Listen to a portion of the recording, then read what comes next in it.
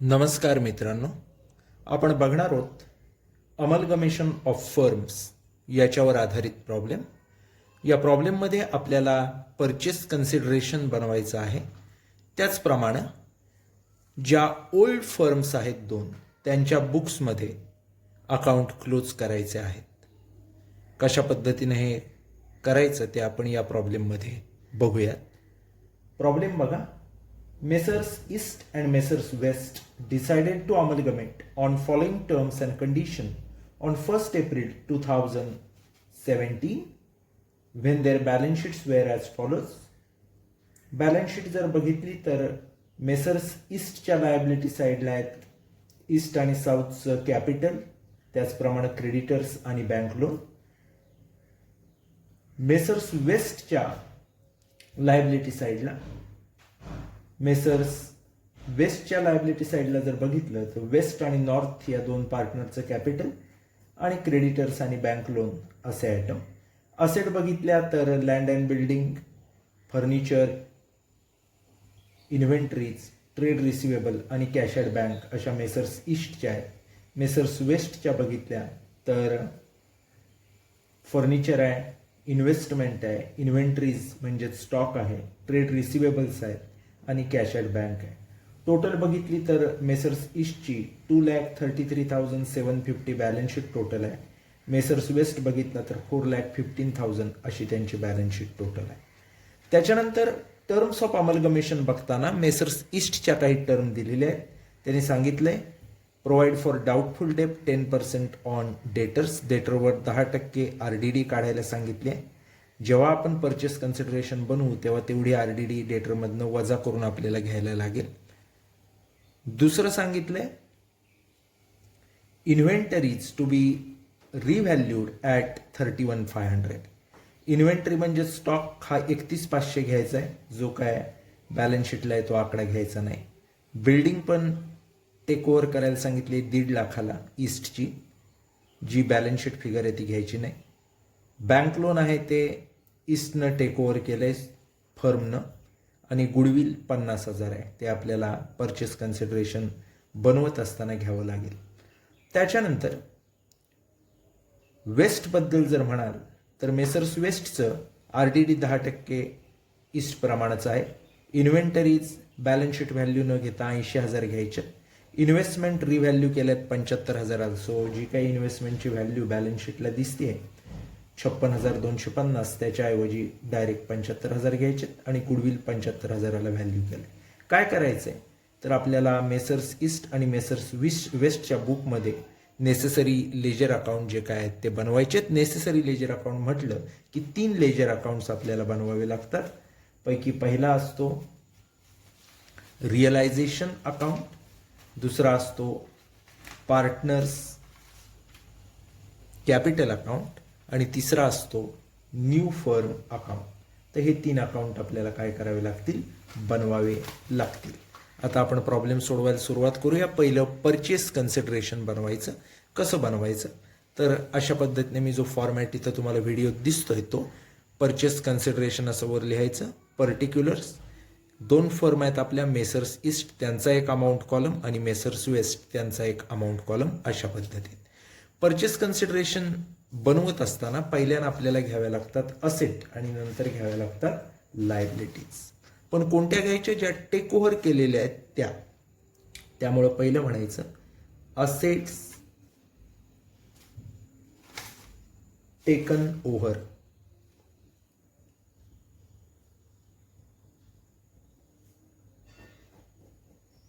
आता asset taken over घेत असताना पहिलं आपण ईस्टचं बघूया. ईस्टच्या असेट बघा. पहिली लँड अँड बिल्डिंग 62,500 लिहून घ्या. लँड अँड बिल्डिंग ईस्टचं आपण बघतो. लँड अँड बिल्डिंग 62,500 आहे. त्याच्यावर काही ॲडजस्टमेंट दिले का, तर आता ईस्टच्या ॲडजस्टमेंट बघा. तिसरी ॲडजस्टमेंट बघा. Building is to be taken over at 1,50,000. 1.5 लाखाला टेक ओव्हर केले, त्यामुळे इथं आपण 1.5 लाख घेणार. एक लक्षात घ्यायचं, ॲडजस्टमेंट जर कुठल्या पण असेटवर लायबिलिटीवर दिली असेल तर ती अमाऊंट आपल्याला घ्यायची असते. ज्याच्यावर ॲडजस्टमेंट नाही त्याला बॅलन्स शीटची अमाऊंट घ्यायची असते. हे पक्क डोक्यात ठेवा. त्याच्यानंतर लँड अँड बिल्डिंग नंतर दुसरं जे आपल्याला बघायचं आहे ते असणार आहे फर्निचर. आता फर्निचर बद्दल काय ॲडजस्टमेंट आहे बघा. फर्निचर जर आपण बघितला तर ते 28,750 आणि 5 ॲडजस्टमेंट जर आपण बघितल्या ईस्टच्या तर तिथं फर्निचरवर ॲडजस्टमेंट आपल्याला सापडत नाही. याचा अर्थ जसंच्या तसं 28,750ला ते काय झाले टेक ओव्हर झाले असं समजायचं. त्याच्यानंतर पुढचा आयटम आहे इन्व्हेंटरीज.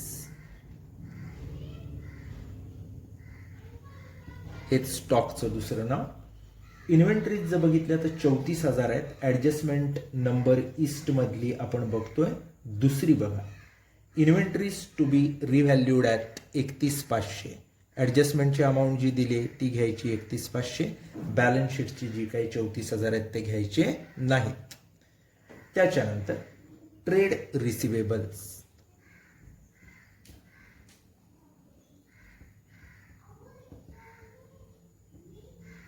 ट्रेड रिसिवेबल बघत असताना आपल्याला क्लिअर कट दिलेत 80,000 बॅलन्स शीटला. आता ट्रेड रिसिवेबल म्हणजे काय तर बिल्स रिसिवेबल आणि डेटर्सची टोटल. त्यामुळे जी पहिली ॲडजस्टमेंट आहे provision for doubtful debts 10% on debtors ती याच्यावर होईल. ट्रेड रिसिवेबल बघितलेत तर 80,000 आहेत. हे जे काय 80,000 दिलेले आहेत याच्यावर 10% आपल्याला काय करायला सांगितले RDDची प्रोव्हिजन. 80,000वर 10% म्हणजे किती 80,000 गुणिले 10/100 उत्तर किती येईल 8,000. 80तनं 8 गेले म्हणजे राहतात किती 72,000. तेवढेच आपण काय करणार घेणार. पुढचा जर आयटम बघितला ट्रेड रिसिवेबल नंतरचा तर तो आहे cash at bank. Cash at bank. आता कॅश ॲट बँक जर आपण बघितली तर ती किती दिलेली आहे बघा. ती दिलेली आहे 28,500. ती मात्र जशी तशी येईल त्यात काय इश्यू असायचं कारण नाही. त्याच्यानंतर पुढचा आयटम जो आपण बघणार आहे तो असणार आहे गुडविल. आपण जर बघितलं तर काय टूक ओव्हर केलंय ते आपण घेतलंय असेटपैकी. पण जी ॲडजस्टमेंट 5वी आहे गुडविलची ती अजून आपण घेतली नाही. त्यामुळे गुडविल आपल्याला घ्यायला लागणार आहे. बॅलन्स शीटला दिलं नाही पण तरी पण व्हॅल्यू केलंय त्यामुळे आपल्याला घ्यावं लागणार आहे. 50,000 आहे बघा 5वी ॲडजस्टमेंट ईस्टमधली. ईस्टच्या आपण काय घेतल्या असेट घेतल्या. आता कोणाच्या असेट घेऊया वेस्टच्या. वेस्टच्या असेट घेत असताना वेस्टची लँड अँड बिल्डिंग नाहीच आहे त्यामुळे तिथे डॅश येईल. दुसरी असेट वेस्टची कोणती आहे बघा फर्निचर आहे. फर्निचर वेस्टचं किती आहे 56,250. वेस्टच्या जर ॲडजस्टमेंट बघितल्या तर तिथं तुम्हाला फर्निचरची काय ॲडजस्टमेंट दिसते का हे चेक करा. वेस्टमध्ये फर्निचरची ॲडजस्टमेंट दिसत नाही आहे. त्यामुळे जे 67,500 आहे ते जसंच्या तसं आपण काय करणार आहे घेणार आहे. त्याच्यानंतर इन्व्हेस्टमेंट जी ईस्टमध्ये नव्हती पण वेस्टमध्ये आहे त्यामुळे ती आपण असेट घेतो. इन्व्हेस्टमेंट ईस्टला नाही आहे. वेस्टला किती इन्व्हेस्टमेंट आहे तर 56,250 दिलेली आहे. तिसरी ॲडजस्टमेंट बघा वेस्टमधली इन्व्हेस्टमेंट रिव्हॅल्यूड ॲट 75,000. नवीन व्हॅल्यू दिले त्यामुळे ते घ्यायचं 75,000. त्याच्यानंतर इन्व्हेंटरीज 81,500 दिलेले. ॲडजस्टमेंट जर बघितली दुसरी वेस्टमधली तर इन्व्हेंटरीज व्हॅल्यूड ॲट 80,000 म्हणजे इन्व्हेंटरीज किती घ्यायच्या आहेत 80,000च घ्यायच्या आहेत. त्याच्यानंतर ट्रेड रिसिवेबल 1,55,000 आहेत वेस्टचे. वेस्टची ॲडजस्टमेंट नंबर पहिली बघितली तर तिथे डेटरवर 10% प्रोव्हिजन सांगितले. 1,55,000वर 10% काढलं की येतील 15,500. 1,55,000 मधनं 15,500 गेले की 1,39,500 असं अमाऊंट येईल. त्याच्यानंतर कॅश ॲट बँक बघितलं तर आपल्याला 54,750 दिलेले आहेत. त्यात काही बदल करायची गरज नाही. 54,750. त्याच्यानंतर जो एक महत्वाचा आयटम आहे ॲडजस्टमेंट नंबर 4 बघा वेस्टची, गुडविल 75,000. जसंच्या तसं घ्यायचंय 75,000. एक गोष्ट पक्की लक्षात ठेवायची, जे बॅलन्स शीटमध्ये आहेत आणि ॲडजस्टमेंटमध्ये पण आहेत ते ॲडजस्टमेंटमधले घ्यायचे. जे ॲडजस्टमेंटमध्ये दिलेलेच नाहीत पण बॅलन्स शीटला आहेत ते बॅलन्स शीटच्या फिगर घ्यायच्या. आणि जे असे डिफरंट आयटम असतात प्रोव्हिजन बिव्हिजन ते तेवढे लेस करायचे, हे पक्क लक्षात ठेवायचं. तर या असेट दोन्हींच्या घेऊन झालेले आहेत. आता आपण काय करणार तर असेट कॉलमची टोटल घेणार, त्याला म्हणायचं total assets taken over.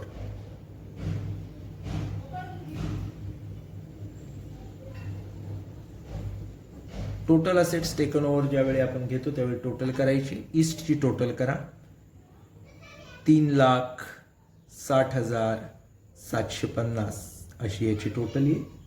लायबिलिटीची liability म्हणतोय वेस्टची जर केली तर ती येईल 4,91,750. अशा पद्धतीत आपण टोटल करून घेतलेली आहे. आता या टोटल मधनं आपण काय लेस करत असतो, लायबिलिटीज टेकन ओव्हर. लेस लायबिलिटी टेकन ओव्हर. लायबिलिटीज आपण म्हणतो पण इथे एकच दिसते त्यामुळे आपण लायबिलिटी म्हटले, नाही तर अनेक वचन घेत असतो आपण. लायबिलिटी घेत असताना जर बघितला कॅपिटल सोडून 2 लायबिलिटी आहेत, क्रेडिटर आणि बँक लोन बॅलन्स शीट बघितली तर. पण ईस्टमध्ये जर आपण ॲडजस्टमेंट नंबर 4 बघितली तर ईस्टनं लोन स्वतः टूक ओव्हर केलंय त्यामुळे ते परचेस कन्सिडरेशनला येणार नाही. आणि बँक लोन जर आपण बघितलं ते फक्त ईस्टच आहे त्यामुळे बँक लोनचा कुठे काही संबंध नाही. ईस्ट आणि वेस्ट दोघांचा एक कॉमन आयटम आहे क्रेडिटर्स, तो मात्र जसाच्या तसा काय होणार आहे, येणार आहे. क्रेडिटर्स ईस्टचे आपण बघितला तर आहे 53,750 आणि वेस्टचे जर आपण बघितले तर ते आहेत 1,28,750.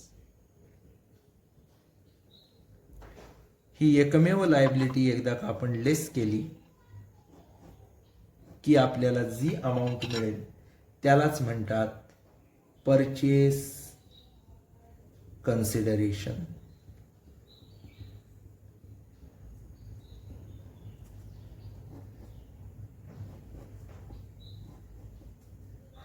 आता हे परचेस कन्सिडरेशन किती मिळतंय हे कॅल्क्युलेशन करा. 3,60,750 वजा 53,750 म्हणजे 3,07,000 हे ईस्टचं आलं. वेस्टचं बघा 4,91,750 मधनं 1,28,750 गेले 3,63,000. अशा पद्धतीने आपण परचेस कन्सिडरेशनची अमाऊंट काय केलेली आहे, कॅल्क्युलेट केलेली आहे. अशा पद्धतीत हे परचेस कन्सिडरेशन काढायचं असतं. आता जो पुढचा भाग आहे त्यापैकी पहिला भाग असणार आहे तो म्हणजे 2 कंपन्या आहेत आपल्या, 2 फर्म्स आहेत आपल्या, ईस्ट आणि वेस्ट. तर पहिलं ईस्टच्या बुक्समध्ये आपल्याला काही क्लोजिंग अकाउंट्स बनवायचे, close the books of old firm म्हटलंय. त्यामुळं ईस्ट या पहिल्या ओल्ड फर्मचे बुक्स क्लोज करायचे. तुम्ही जर व्हिडिओमध्ये बघत असाल तर 3 अकाउंट्स आपल्याला बनवावे लागतील ईस्टच्या बुकमध्ये. पहिला असेल रिअलायझेशन अकाउंट, दुसरा असेल पार्टनर्स कॅपिटल अकाउंट आणि तिसरा असेल न्यू फर्म्स अकाउंट. आता रिअलायझेशन अकाउंट कसं बनवलं जातं तर अगदी सोपं आहे. 2 कॉलम रिअलायझेशन अकाउंटला असतात बघा, आपण बनवले. पर्टिक्युलर्स अमाऊंट साधारण 12-14 ओळीचं. त्यानंतर पार्टनर्स कॅपिटल अकाउंट, पर्टिक्युलर ईस्टमधले पार्टनर ईस्ट आणि साऊथ यांचे कॉलम डेबिट आणि क्रेडिटला आपण बनवतोय साधारण 5-6 ओळीचं. आणि त्यानंतर न्यू फर्म्स अकाउंट हे देखील साधारण 5-6 ओळीचं बनवायचं आहे, पर्टिक्युलर्स अमाऊंट असं. आता आपण ईस्टच्या बुकमध्ये कशा एंट्रीज करायच्या ईस्टच्या बुकमध्ये अकाउंट्स बनवत असताना पहिलं आपल्याला बनवायचं आहे रिअलायझेशन अकाउंट, ज्याच्यामध्ये 4 कॉलम्स आहेत, पर्टिक्युलर्स अमाऊंट. त्यानंतर आपण बनवणार आहे पार्टनर्स कॅपिटल अकाउंट, ज्याच्यामध्ये पर्टिक्युलर्स ईस्ट साऊथ आणि पर्टिक्युलर्स ईस्ट साऊथ असे 4 कॉलम आहेत. पार्टनर्स आहेत याच्यामधले 2 ईस्ट आणि साऊथ. त्यानंतर ज्यावेळी आपण न्यू फर्मचा अकाउंट बनवू त्यावेळी पर्टिक्युलर्स अमाऊंट असे कॉलम आपण त्या ठिकाणी काय करणार आहे, ठेवणार आहोत. याच्यानंतर आपल्याला पहिली गोष्ट जी करायची ती म्हणजे पार्टनर्स कॅपिटल अकाउंटचे जे बॅलन्स आहेत ते आपल्याला ओपनिंग बॅलन्स म्हणून घ्यायचे आहेत. By balance brought down. ईस्टचा बघाल तर आपल्याला दिलेला आहे बॅलन्स 66,000 आणि साऊथचा बघितला तर दिलेला आहे 84,000. त्याच्यानंतर दुसरी गोष्ट आपल्याला करायची ती म्हणजे सगळ्या असेट रिअलायझेशनच्या डेबिटला घ्यायच्या, बॅलन्स शीटच्या व्हॅल्यूलाच. म्हणायचं to sundry assets. Sundry assets घेत असताना कोणत्या कोणत्या असेट आहेत बघा. लँड अँड बिल्डिंग,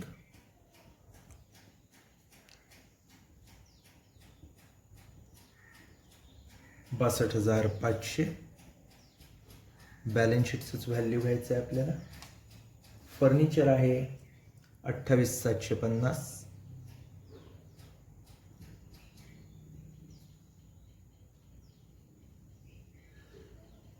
त्यानंतर बघायची आपल्याला पुढची ती म्हणजे इन्व्हेस्टमेंट 34,000.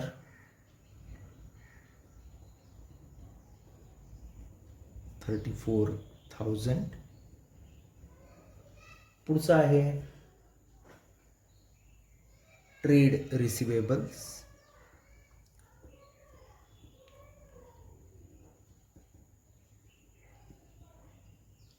ट्रेड रिसिवेबल बघितले तर 80,000 आहेत.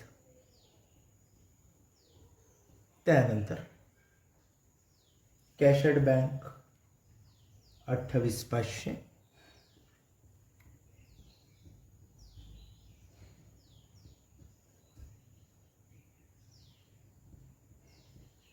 तर ज्या असेट आहेत त्या आपण घेतलेल्या आहेत. आता ईस्टच्या ज्या लायबिलिटी आहेत त्या बॅलन्स शीटच्या व्हॅल्यूच्या क्रेडिटला घ्यायच्या, कॅपिटल आणि रिझर्व्ह सोडून. Bye sundry liabilities. आता सन्ड्री लायबिलिटीज घेत असताना कोणत्या कोणत्या लायबिलिटीज आहेत बघा. पहिले आहेत क्रेडिटर्स बघितले तर आहेत 53,750. त्याच्यानंतर पुढचा बघायचं आहे आपल्याला बँक लोन, ते आहे 30,000.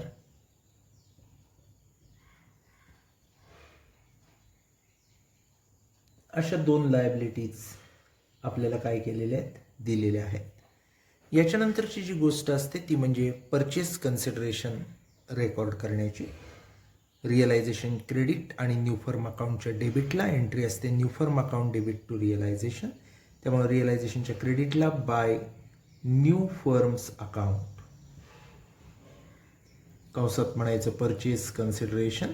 आणि ईस्टचं जर परचेस कन्सिडरेशन बघितलं तर आपल्याला आढळेल 3,07,000 असं ईस्टचं परचेस कन्सिडरेशनची अमाऊंट या ठिकाणी आहे. त्यामुळं ती आपण घेणार 3,07,000. दुसरा इफेक्ट न्यू फर्मच्या डेबिटला टू रिअलायझेशन अकाउंट, कंसात म्हणायचं परचेस कन्सिडरेशन 3,07,000. याच्यानंतरची जी गोष्ट असते ती म्हणजे PC तर आपण घेतलंय. आता काय करायचं, आता अगदी सोपं आहे. एक ॲटम आहे बँक लोन, त्याच्या संदर्भात एक ॲडजस्टमेंट आहे. ॲडजस्टमेंट ईस्टमधली 4 नंबरची. मिस्टर ईस्ट टूक ओव्हर, मेसर्स ईस्ट टूक over bank loan. Bank loan हे मेसर्स ईस्ट यांनी काय केलेलं आहे, टूक ओव्हर केलेलं आहे. आता मेसर्स ईस्ट ज्यावेळी आपण म्हणतो त्यावेळी त्यांच्यात 2 पार्टनर आहेत, त्यामुळे त्या दोन्ही पार्टनरना ते लोन काय करावं लागणार आहे, घ्यावं लागणार आहे. लोन किती आहे आपलं बघा, 30,000 रुपये. मेसर्स ईस्टनं घेतलं म्हणजे दोन्ही पार्टनरने घेतलं. त्यांचा प्रॉफिट शेअरिंग रेशो दिलेला नाही कुठंच प्रॉब्लेममध्ये, म्हणजे इक्वल आहे, त्यामुळे ते त्यांच्या डेबिटला घेणार आपण 2 ईस्ट अकाउंट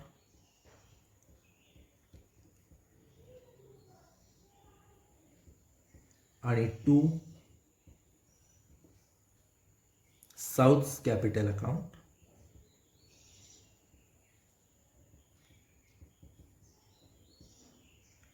हे जे बँक लोन आहे ते त्यांना आपण देतोय. क्रेडिटला आपण नोंदवलंय, कोणीतरी टेक ओव्हर केलं म्हणजे डेबिटला 30,000 आहे, इक्वली दोघात वाटायचं म्हणजे 15,000 दोघांना आपण काय करणार, देणार. आता इकडे डेबिटला आलं म्हटल्यावर पार्टनर्स कॅपिटलच्या क्रेडिटला बाय रिअलायझेशन, कंसात म्हणायचं बँक लोन, आणि बँक लोन 15,000 दोघांना काय केलेलं आहे, आपण दिलेलं आहे. याच्यानंतरची जी गोष्ट आहे ती म्हणजे आपल्याला अकाउंट्स टॅली करायचे. अकाउंट्स टॅली करत असताना सगळ्यात पहिलं आपल्याला रिअलायझेशन अकाउंट टॅली करायला लागेल. क्रेडिटची टोटल बघितली तर येईल 3,90,750. कॅल्क्युलेट करून बघा. त्या 390,750 मधनं डेबिटच्या सगळे आकडे घालवले की आपल्याला उरतात 1,57,000.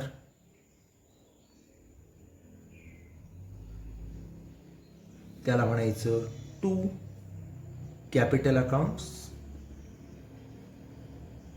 हा आहे आपला प्रॉफिट, आणि 2 पार्टनर आहेत आपले ईस्ट आणि साऊथ,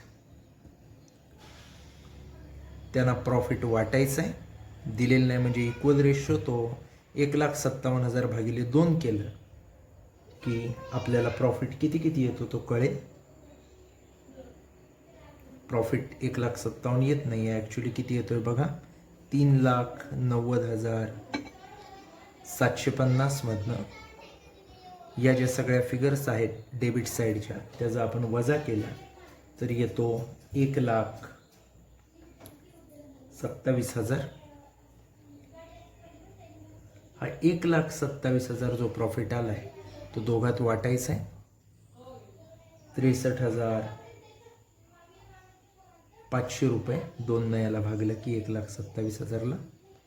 आता हा 63,500 जो आलेला आहे तो आपण पार्टनर्स कॅपिटलच्या क्रेडिटला घेणार बाय रिअलायझेशन अकाउंट, कंसात म्हणणार प्रॉफिट 63,500 आणि 63,500. टॅली करणार आता पार्टनर्स कॅपिटल अकाउंट. टोटल घ्या पहिली ईस्टची टोटल येईल 1,44,500. डेबिटला काहीच नाही आहे त्यामुळे 1,44,500 हाच ईस्टचा बॅलन्स आला आहे. आता वळा साऊथकडे, त्यांची टोटल घेतली तर ती येते 1,62,500. डेबिटला त्याच्याही काही नाही त्यामुळे 1,62,500 हा साऊथचा क्लोजिंग बॅलन्स येतो. आता हे जे क्लोजिंग बॅलन्स आलेले आहेत त्याला म्हणायचं 2 न्यू फर्म्स अकाउंट. म्हणजेच न्यू फर्मला ते आपण ट्रान्सफर केले, कंसात म्हणायचं बॅलन्सिंग फिगर. न्यू फर्मच्या क्रेडिटला पहिलं बाय ईस्ट कॅपिटल अकाउंट 1,44,000 आणि मग म्हणायचं by south capital account 1,62,500 tally करायचं. 3,07,000 बरोबर टोटल येते. आपलं न्यू फर्म अकाउंट काय होतं त्या ठिकाणी टॅली होतं. कशा पद्धतीत आपण प्रॉब्लेम सोडवला आहे बघा. सगळ्यात पहिल्या स्टेपला आपण काय केलं आहे तर ईस्ट आणि साऊथचे कॅपिटलचे ओपनिंग बॅलन्स 66,000 84,000 लिहिले. सगळ्या असेट ज्या ईस्टच्या बॅलन्स शीटला आहेत त्या बॅलन्स शीटच्या व्हॅल्यूलाच रिअलायझेशनच्या डेबिटला घेतल्या टू सन्ड्री असेट म्हणून. त्यानंतर सगळ्या लायबिलिटीज कॅपिटल आणि रिझर्व्ह सोडून म्हणजेच क्रेडिटर आणि बँक लोन या बॅलन्स शीटच्याच व्हॅल्यूला रिअलायझेशनच्या क्रेडिटला घेतल्या. त्याच्यानंतर परचेस कन्सिडरेशनची अमाऊंट आहे 3,07,000 त्याची एंट्री केली. New firm account debit to realisation account म्हणजेच रिअलायझेशनच्या क्रेडिटला आणि न्यू फर्मच्या डेबिटला. त्यानंतर बँक लोन मेसर्स ईस्ट म्हणजे त्या फर्मनं टेक ओव्हर केलेलं होतं. फर्ममध्ये 2 पार्टनर आहेत त्यामुळं त्यांना ते आपण वाटून दिलं. ईस्टला निम्म आणि साऊथला निम्म कारण रेशो दिलेलं नसल्यामुळे इक्वल आहे. 30,000 भागिले 2 15,000 त्या 2 पार्टनरला दिले रिअलायझेशनच्या डेबिटला आणि पार्टनर्स कॅपिटलच्या क्रेडिटला. त्याच्यानंतर आपण प्रॉफिट काढला रिअलायझेशन अकाउंट टॅली करून. तो आला 1,27,000 रेशो नसल्यामुळे इक्वल आहे. 63,500 63,500 वाटला ईस्ट आणि साऊथला.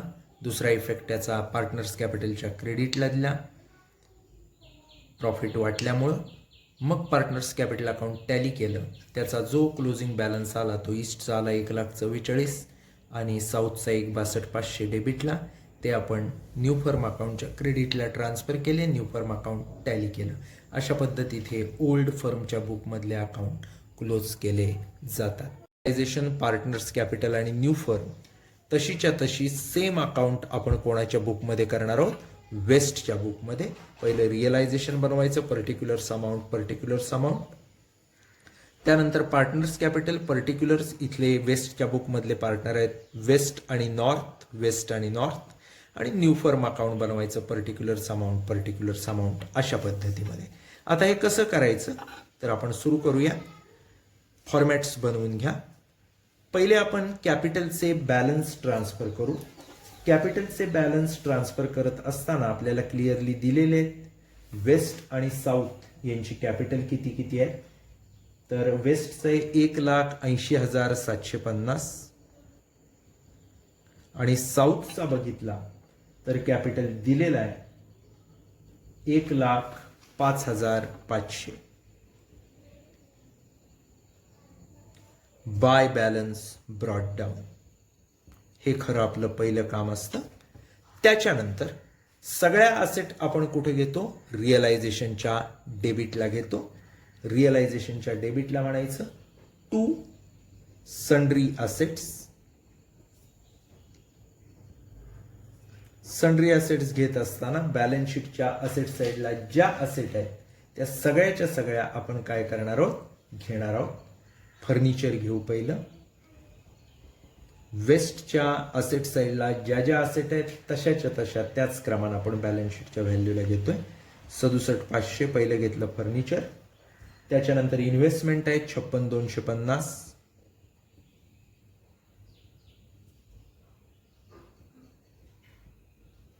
त्याच्यानंतर आपल्याला घ्यायला लागणार आहे इन्व्हेंटरीज 81,500.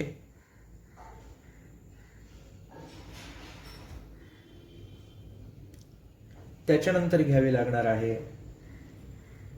Trade receivables 1,55,000.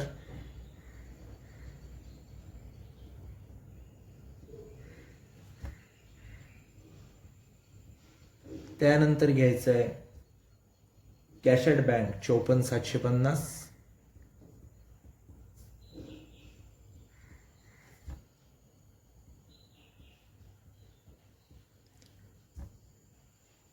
तर या सगळ्या सन्ड्री असेट आता आपण घेतल्या. त्याच्यानंतर क्रेडिटला घ्यायच्या बाय सन्ड्री लायबिलिटीज रिअलायझेशनच्या क्रेडिटला.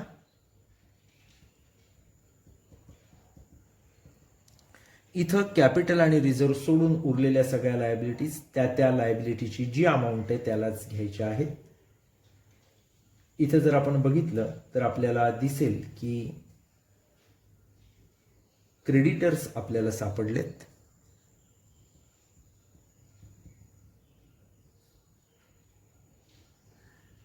हे जे क्रेडिटर्स आहेत ते किती दिलेले आहेत बघा. क्रेडिटर्सची अमाऊंट आपल्याला दिलेली आहे 1,28,750 जशीच्या तशी आपण घेतली. दुसरी जी गोष्ट आहे ती म्हणजे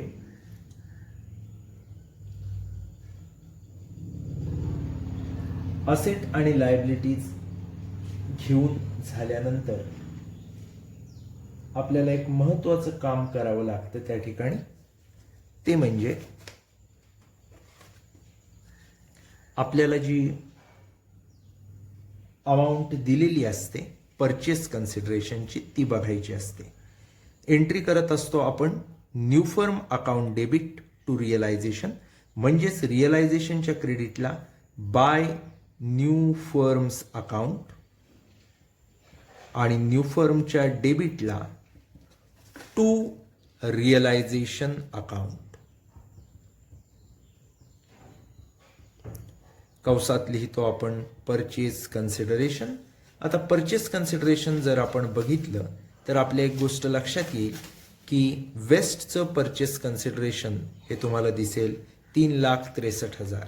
त्यामुळे इथं आता आपण अमाऊंट घेणार आहे 3,63,000. त्यामुळे घ्यायची आहे amount 3,63,000. 3,63,000 realisation credit new firm debit. एवढं काम झाल्यानंतर आता पहिलं आपण टॅली करायचं realisation account. Realisation account tally केलं तर क्रेडिटची टोटल पहिली करतोय आपण, कारण क्रेडिट जास्त दिसत आहेत आकडे आपल्याला. 4,91,750. 4,91,750. त्यातनं डेबिटचे सगळे हे जे सन्ड्री असेट्सचे आकडे आहेत त्याची टोटल 4,15,000 आहे. आपण असेट साईड बघितलं तर लगेच लक्षात येईल. ते 4,15,000 मायनस केले की राहतात 76,750. हा 76,750 हा आपला प्रॉफिट आहे. त्याला म्हणायचं टू पार्टनर्स कॅपिटल, म्हणजे थोडक्यात टू कॅपिटल अकाउंट. दोन पार्टनर आहेत आपले बघा इथं, वेस्ट आणि साऊथ. प्रॉफिट शेअरिंग रेशो दिलेला नाहीये याचाच अर्थ तो इक्वल आहे. त्यामुळे 76,750ला 2 न भागायचं म्हणजे येतील 38,375. हा दोघांचाही प्रॉफिट आहे. तो त्यांच्या कॅपिटलच्या कुठं घ्यायचा, क्रेडिटला बाय रिअलायझेशन. कंसात म्हणायचं प्रॉफिट 38,375. 38,375. आता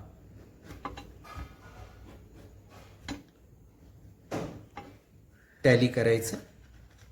टॅली करत असताना पार्टनर्स कॅपिटल अकाउंटची डेबिटला काही दिलेलं नाही, त्यामुळे क्रेडिटची टोटल तोच बॅलन्स येणार आहे. वेस्टचा येतोय 2,19,125. नॉर्थचा बघितला तर येईल 1,43,875. वेस्टचा आहे 2,19,125. तोच त्यांचा क्लोजिंग बॅलन्स येणार आहे. आणि नॉर्थचा बघाल तर 1,43,875. 1,43,875 तोच त्यांचा क्लोजिंग बॅलन्स येणार आहे. त्याला म्हणायचं टू न्यू फर्म्स अकाउंट. कंसात म्हणायचं बॅलन्सिंग फिगर. आता ही जी अमाऊंट आत्ता आपली आली आहे ती न्यू फर्मच्या कुठे येईल, क्रेडिटला बाय वेस्ट कॅपिटल आणि by north capital. West capital account त्यांचा जेवढा बॅलन्स येतो 2,19,125. त्याच्यानंतर बाय नॉर्थ कॅपिटल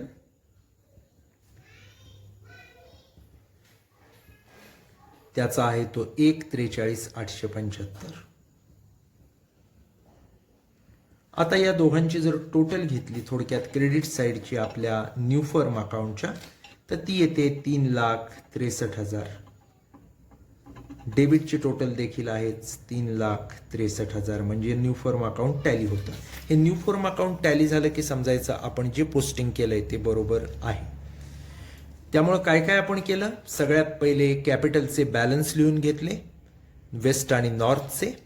त्याच्यानंतर सन्ड्री असेट, ज्या पण असेट होत्या वेस्टच्या त्या रिअलायझेशनच्या डेबिटला घेतल्या, लायबिलिटी होत्या त्या रिअलायझेशनच्या क्रेडिटला घेतल्या.